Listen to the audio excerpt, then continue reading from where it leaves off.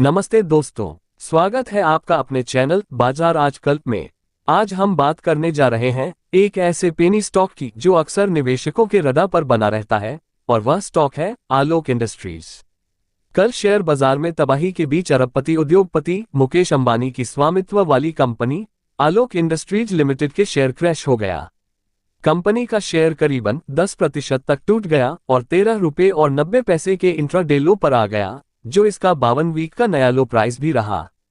Company का share इस साल अब तक 30% से अधिक टूट गया है और पिछले 6 महीने में यह शेयर 40% तक लुढ़क गया है। आज इसका शेयर 1.87% ऊपर चढ़कर 15 रुपये और 23 पैसे पर बंद हुआ है। दोस्तों, क्या आपने कभी सोचा है कि आलोक इंडस्ट्रीज जैसा शेयर जो कभी रॉकेट की तरह भागा था, आज क्यों इतना सुस्त नजर आ रहा है? क्या इसमें अब भी दम बचा है या फिर ये सिर्फ एक बीते दौर की याद बनकर रह गया है? आज की इस वीडियो में हम आलोक इंडस्ट्रीज के भविष्य की परत दर परत गहराई से चर्चा करेंगे।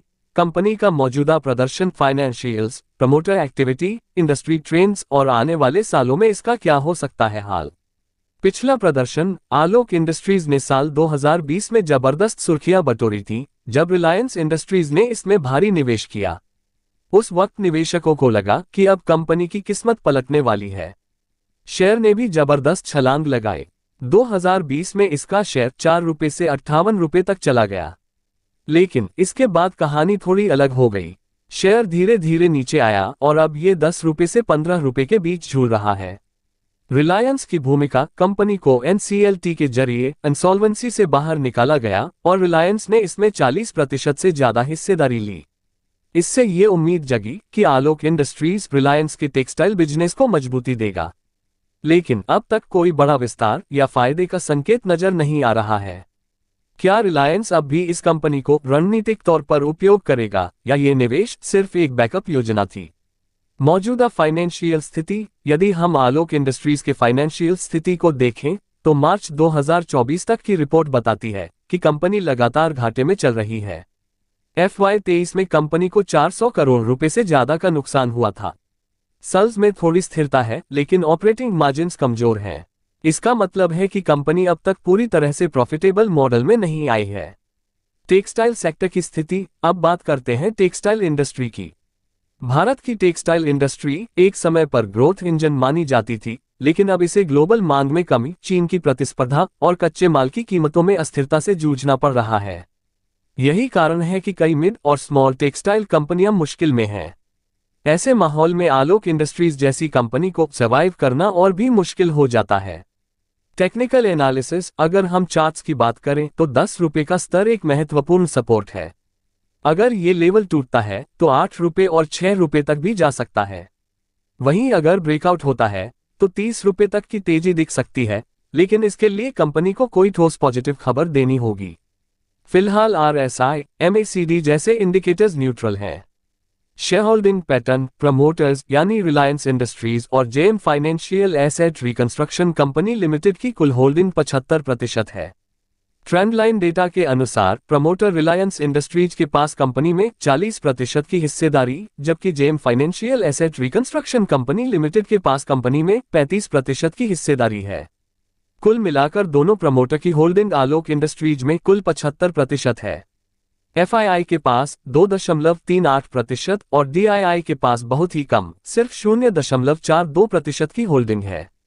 ऐसा प्रतीत होता है कि इनकी दिलचस्पी इस स्टॉक में बहुत ही कम है। पब्लिक की होल्डिंग 20.17% है, जो बहुत ज्यादा है और यह वोलेटिलिटी बढ़ा सकता है। इससे ये भी साफ है कि अब तक बड़ी संस्थागत की दिलचस्पी इसमें नहीं बनी है।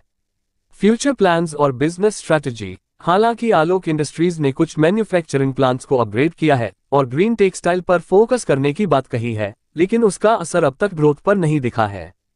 अगर कंपनी अपनी उत्पादन क्षमता, ब्रांड वैल्यू और एक्सपोर्ट नेटवर्क पर काम करे तो संभावनाएं बन सकती हैं।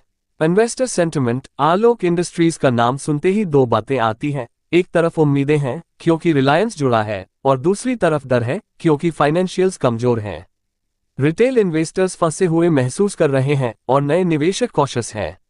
ऐसे में बाजार की धारणा फिलहाल मिक्स्ड है।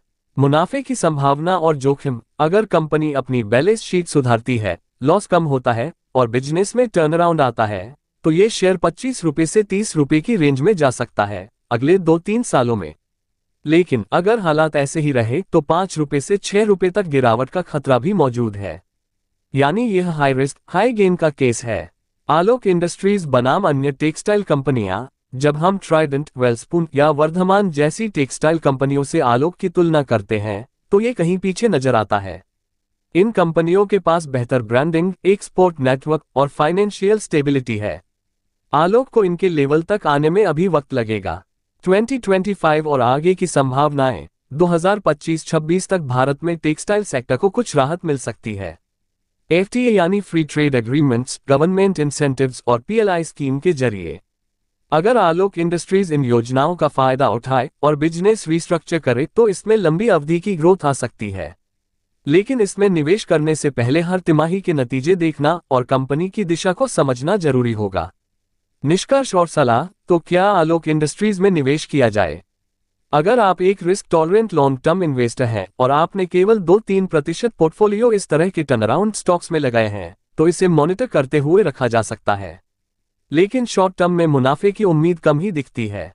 सलाह यही रहेगी कि आंख मूंद कर निवेश न करें। डेटा, तिमाही नतीजे और बिजनेस अपडेट्स को लगातार ट्रैक करें। अगर आपको ये एनालिसिस पसंद आया हो तो वीडियो को लाइक करें, शेयर करें और बाजार आजकल को सब्सक्राइब करना न भूलें। अगले वीडियो में हम किसी और दिलचस्प स्टॉक की गहराई से चर्चा करेंगे। यह वीडियो आपके लिए कितना ज्ञानवर्धक हुआ कृपया नीचे कमेंट में जरूर बताएं। ये जानकारी केवल सूचनात्मक उद्देश्यों के लिए है और इसे निवेश सलाह के रूप में नहीं लिया जाना चाहिए। हम मिलते हैं पुनः अगले वीडियो में एक नए अपडेट के साथ। तब तक के लिए सुरक्षित निवेश करें और सूझबूझ से निर्णय लें। और निर्णय से पूर्व अपने वित्तीय सलाहकार से परामर्श अवश्य करें। नमस्कार। जय हिंद।